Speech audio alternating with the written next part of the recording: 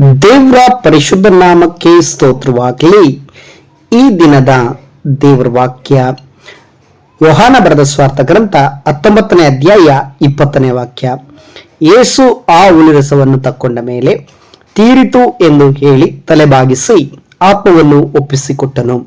ಹೌದು ಪ್ರಿಯರಾದ ದೇವರ ಮಕ್ಕಳೇ, ಇವತ್ತಿನ ವಾಕ್ಯದಲ್ಲಿ ನಾವು ಗಮನಿಸುವುದಾದರೆ ಇಲ್ಲಿ ದೇವರ ವಾಕ್ಯ ಸ್ಪಷ್ಟವಾಗಿ ಬರೆಯಲ್ಪಟ್ಟಿದೆ. ಯೇಸು ಆ ಹುಳಿರಸವನ್ನು ತಕ್ಕೊಂಡ ಮೇಲೆ ತೀರಿತು ಎಂದು ಹೇಳಿ ತಲೆಬಾಗಿಸಿ ಆತ್ಮವನ್ನು ಒಪ್ಪಿಸಿಕೊಟ್ಟನು ಎಂಬುದಾಗಿ. ಪ್ರಿಯರಾದವರೇ, ಇಲ್ಲಿ ಮುಖ್ಯವಾಗಿ ತೀರಿತು ಎಂಬುದರ ಬಗ್ಗೆ ಮಾತ್ರ ನಾವು ಮಾತನಾಡಲಿಕ್ಕಿದ್ದೇವೆ.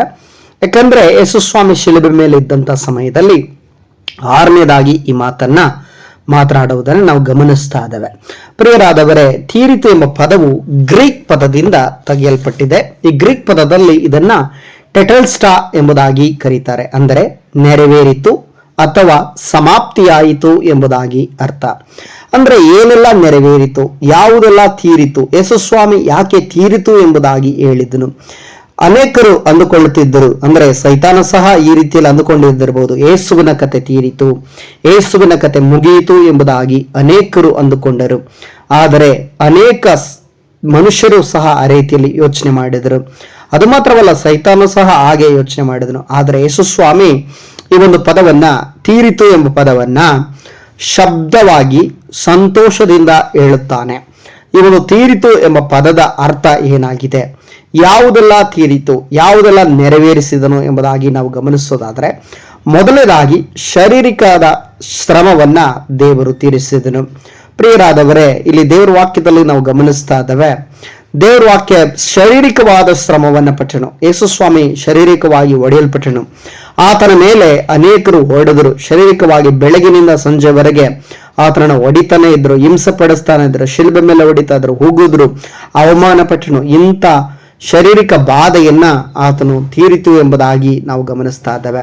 ಈ ಒಂದು ವಾಕ್ಯದ ಕುರಿತಾಗಿ ನಾವು ನೋಡೋದಾದ್ರೆ ಪ್ರಲಾಪಗಳು 1ನೇ ಅಧ್ಯಾಯ 12ನೇ ವಾಕ್ಯದಲ್ಲಿ ಗಮನಿಸಬಹುದು.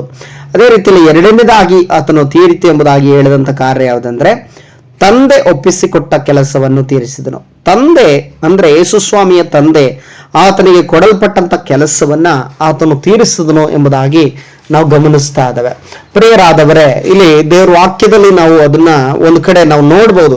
ಏನು ತಂದೆ ಆತನಿಗೆ ಏನು ಕೆಲಸವನ್ನು ಒಪ್ಪಿಸಿಕೊಟ್ಟಿದನು, ಈ ಲೋಕಕ್ಕೆ ಹೋಗ್ಬೇಕು, ಈ ಲೋಕಕ್ಕೆ ಹೋದ ಮೇಲೆ ಈ ಲೋಕದಲ್ಲಿ ಆತನು ಶ್ರಮ ಪಡಬೇಕು, ಶಿಲುಬೆಯನ್ನ ಹೊತ್ತುಕೊಳ್ಳಬೇಕು, ಶಿಲುಬೆಯ ಮರಣವನ್ನ ಹೊಂದಬೇಕು, ಶಿಲುಬೆಯ ಮರಣವನ್ನ ಆತನ ಅನುಭವಿಸಬೇಕು ಎಂಬುದಾಗಿ ಆಲ್ರೆಡಿ ತಂದೆಯಾದ ದೇವರು ಯೇಸುವಿಗೆ ಕೊಟ್ಟಂತ ಕೆಲಸವಾಗಿತ್ತು.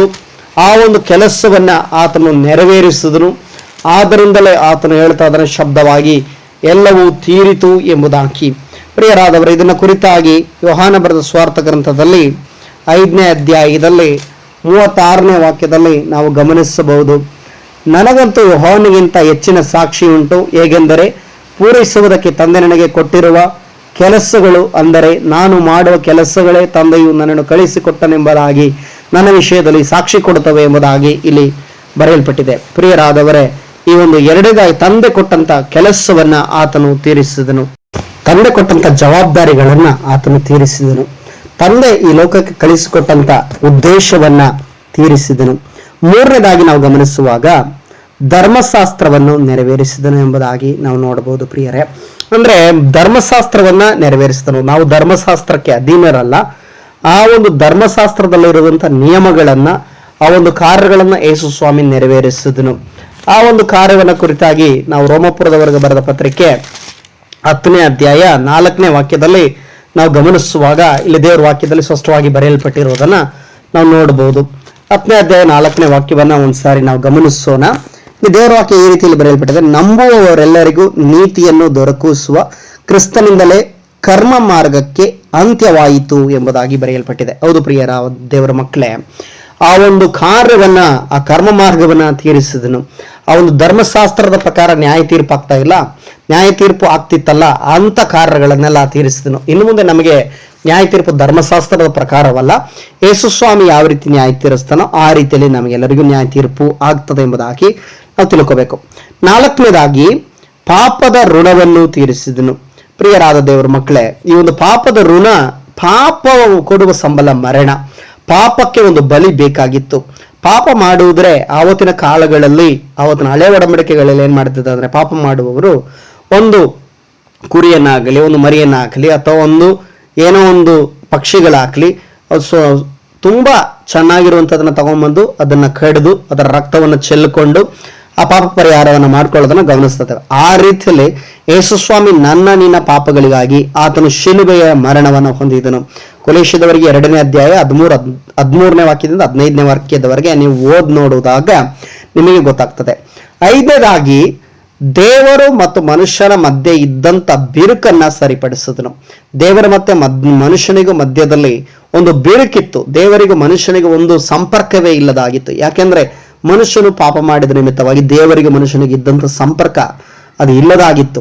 ಆ ಒಂದು ಸಂಪರ್ಕವನ್ನ ಸರಿಪಡಿಸಿದಂತ ಯೇಸುಸ್ವಾಮಿ ಒಂದು ಒಡಂಬಡಿಕೆಯನ್ನು ನೆರವೇರಿಸಿದನು. ಆ ಒಂದು ಒಡಂಬಡಿಕೆಯನ್ನ ನೆರವೇರಿಸಿದನ ಇಬ್ರಿಯದವರಿಗೆ ಬರೆದ ಪತ್ರಿಕೆ 8ನೇ ಅಧ್ಯಾಯ 6ನೇ ವಾಕ್ಯದಲ್ಲಿ ನಾವು ಗಮನಿಸಬಹುದು. ಪ್ರಿಯರಾದವರೇ, 6ನೇದಾಗಿ ಆತನು ನೆರವೇರಿಸಿದಂತ ಕಾರ್ಯಗಳು ಯಾವುದಂದ್ರೆ, ಪ್ರವಾದನೆಗಳನ್ನ ನೆರವೇರಿಸಿದನು. ಪ್ರಿಯರಾದವರೇ, ಈ ಒಂದು ಕುರಿತ ಪ್ರವಾದನೆಗಳನ್ನು ನೆರವೇರಿಸಿದನು ಎಂಬುದ ಕುರಿತಾಗಿ ಅನೇಕ ವಿಷಯಗಳನ್ನ, ಅನೇಕ ಪ್ರವಾದನೆಗಳು ನೆರವೇರಿತು. ಅದರಲ್ಲಿ ಎಲ್ಲವನ್ನ ಹೇಳಲಿಕ್ಕೆ ಸಮಯ ಇಲ್ಲ. ಕೆಲವೊಂದು ಮಾತ್ರವನ್ನ ನಾನು ಹೇಳಲಿಕ್ಕೆ ಇಷ್ಟಪಡುತ್ತೇನೆ. ಮೊದಲನೇ, ಸ್ನೇಹಿತನೇ ತನ್ನನ್ನು ಹಿಡುಕೊಡುವನು ಎಂಬಂತ ಪ್ರವಾದನೆ ನೆರವೇರಿತು. ಕೀರ್ತನೆ 41ನೇ ಅಧ್ಯಾಯ 9ನೇ ವಾಕ್ಯದಲ್ಲಿ ಈ ಬರೆಯಲ್ಪಟ್ಟಿದೆ. ಅದೇ ಮತ್ತಾಯನ ಬರೆದ ಸ್ವಾರ್ಥ ಗ್ರಂಥ 26ನೇ ಅಧ್ಯಾಯದಲ್ಲಿ 49-50ರಲ್ಲಿ ನೆರವೇರಿತು. 30 ಬೆಳ್ಳಿ ನಾಣ್ಯಕ್ಕೆ ಆತನನ್ನ ಮಾರಿಬಿಟ್ಟರು ಎಂಬುದಾಗಿ ದೇವರ ವಾಕ್ಯದಲ್ಲಿ ಬರೆಯಲ್ಪಟ್ಟಿರೋದನ್ನು ನಾವು ಗಮನಿಸ್ತೇವೆ. ಜಕಾರಿಯ ಬರೆದ ಪ್ರವಾದನೆ ಗ್ರಂಥ 11ನೇ ಅಧ್ಯಾಯ 12ನೇ ವಾಕ್ಯದಲ್ಲಿ ಬರೆಯಲ್ಪಟ್ಟಿರೋದನ್ನು ನಾವು ಗಮನಿಸ್ತೇವೆ. ಅದು ಮತ್ತಾಯನ ಬರೆದ ಸ್ವಾರ್ಥ ಗ್ರಂಥ 26ನೇ ಅಧ್ಯಾಯದಲ್ಲಿ ನೆರವೇರುವುದನ್ನು ನಾವು ಗಮನಿಸ್ತೇವೆ. ಆ ಬೆಳ್ಳಿ ನಾಣ್ಯವು ಚೆಲ್ಲಲ್ಪಟ್ಟದನ್ನು ಗಮನಿಸ್ತೇವೆ. ಅದು ಕೂಡ ನೆರವೇರಿತ್ತು. ಯೇಸುಸ್ವಾಮಿ ಅನೇಕ ಪ್ರವಾದನೆಗಳನ್ನ ನೆರವೇರಿಸಿದನು. ಆತನಿಗೆ ಗಾಯವಾಗಬೇಕು ಎಂಬುದಾಗಿ ಬರೆಯಲ್ಪಟ್ಟಿದೆ. ಶಿಲುಬೆಯಲ್ಲಿ ಒಡೆಯಲ್ಪಡಬೇಕು ಎಂಬುದಾಗಿ ಬರೆಯಲ್ಪಟ್ಟಿದೆ. ಆತನ ಪ್ರಾಣವನ್ನು ಬಿಟ್ಟು 3ನೇ ದಿನಕ್ಕೆ ಮೃತ್ಯುಂಜಯನಾಗಿ ಎದ್ದೋಳಬೇಕೆಂಬುದಾಗಿ ಬರೆಯಲ್ಪಟ್ಟಿರುವಂತಹ ಪ್ರವಾದನೆಗಳು. ಆತನ ಈ ಲೋಕಕ್ಕೆ ಬಂದು ಶ್ರಮವನ್ನು ಸಹಿಸಿಕೊಳ್ಳಬೇಕೆಂಬಂತಹ ಪ್ರವಾದನೆಗಳು. ಈ ರೀತಿ ಅನೇಕ ಪ್ರವಾದನೆಗಳು, ಅದನ್ನು ಹೇಳಲಿಕ್ಕೆ ಸಾಧ್ಯನೇ ಇಲ್ಲ. ಸುಮಾರು ಪ್ರವಾದನೆಗಳನ್ನು ನೆರವೇರಿಸಿದನು. ಆ ಪ್ರವಾದನೆಗಳನ್ನು ನೆರವೇರಿತು. ಆದ್ದರಿಂದಲೇ ಯೇಸುಸ್ವಾಮಿ ತುಂಬಾ ಶಬ್ದವಾಗಿ, ಗಟ್ಟಿಯಾಗಿ ಮತ್ತು ಸಂತೋಷದಿಂದ ಆತನು ಹೇಳ್ತಾನೆ, ತೀರಿತು ಎಂಬುದಾಗಿ. ಪ್ರಿಯರಾದವರೇ, ಈ ಒಂದು ತೀರಿತು ಎಂಬ ಮಾತಿನ ಅರ್ಥ ಇಷ್ಟೊಂದು ಇದೆ ಅಂತ ನನಗೂ ಸಹ ಗೊತ್ತಿರಲಿಲ್ಲ. ಇವತ್ತಿನ ದಿನದಲ್ಲಿ ಈ ವಾಕ್ಯಗಳೊಟ್ಟಿಗೆ ನಿಮ್ಮೆಲ್ಲರನ್ನ ಸಹ ದೇವರು ತಾನೇ ಆಶೀರ್ವಾದ ಮಾಡಲಿ. ಯೇಸುವಿನ ನಾಮದಲ್ಲಿ ಪ್ರಾರ್ಥಿಸೋಣ. ಸರ್ವಶಕ್ತನು ಮಹಾಪರಿಶುದ್ಧನಾದ ತಂದೆಯಾದ ದೇವರೇ, ಇವತ್ತಿನ ವಾಕ್ಯದ ಮುಖಾಂತರ ನನ್ನೊಟ್ಟಿಗೂ ಈ ವಾಕ್ಯವನ್ನು ಕೇಳುತ್ತಿರುವಂತಹ ಪ್ರತಿಯ ದೇವರ ಮಕ್ಕಳೊಟ್ಟಿಗೆ ಮಾತನಾಡ ದೈವಿಕ ಕೃಪೆಗಾಗಿ ಸ್ತೋತ್ರ ಸ್ವಾಮಿ. ಕರ್ತನೆ, ತೀರಿತು ಎಂಬ ವಾಕ್ಯದೊಟ್ಟನೆ ಸ್ವಾಮಿ. ಹೌದು, ಯೋಹಾನ ಬರೆದ ಸ್ವಾರ್ಥ ಗ್ರಂಥ 19ನೇ ಅಧ್ಯಾಯ 30ನೇ ವಾಕ್ಯದ ಒಟ್ಟಿಗೆ ಸ್ವಾಮಿ, ನನ್ನೊಟ್ಟಿಗೂ ವಿಶೇಷವಾಗಿ ವಾಕ್ಯ ಕೇಳುತ್ತಿರುವ ಪ್ರತಿಯೊಬ್ಬರೊಟ್ಟಿಗೂ ಮಾತನಾಡಿದ ದೈವಿಕ ಕೃಪೆಗಾಗಿ ನೀನು ಸ್ತೋತ್ರ ಮಹಿಮೆ ಸಲ್ಲಿಸುತ್ತ ಕರ್ತನೆ. ಅಪ್ಪ, ನೀನು ತೀರಿಸಿದ ಕೆಲಸವನ್ನು ನಾವು ತೆಗೆದುಕೊಂಡು ಮತ್ತೆ ಮುಂದುವರಿಸಿ ಅದನ್ನು ನಾವು ಸಹ ಕರ್ತನ ಒಳ್ಳೆ ರೀತಿಯಲ್ಲಿ ತೀರಿಸುವುದಕ್ಕೆ ನಮಗೆ ಕೃಪೆಯನ್ನು ಅನುಗ್ರಹ ಮಾಡ್ರಿ ಎಂಬುದಾಗಿ ನಿಮ್ಮ ಕರಗಳಲ್ಲಿ ಸಮರ್ಪಿಸ್ತಾ ಯೇಸು ಕ್ರಿಸ್ತ ನಾಮದಲ್ಲಿ ಪ್ರಾರ್ಥಿಸ್ತವ ತಂದೆಯಾದ ದೇವರೇ. Amen, amen, amen. ದೇವರು ನಿಮ್ಮನ್ನು ಆಶೀರ್ವದಿಸಲಿ.